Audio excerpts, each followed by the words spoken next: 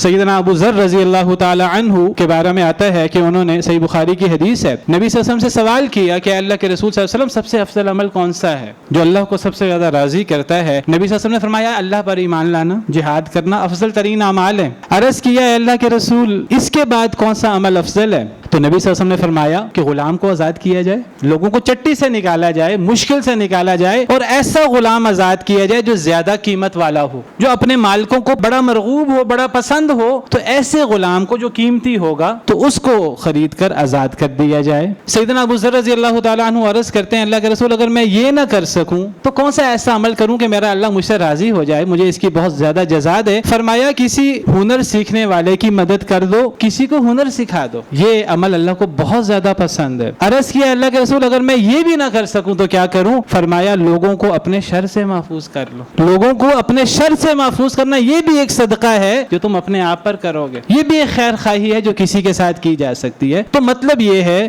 کہ کسی بھی طریقے سے کسی کے ساتھ مدد کی جائے۔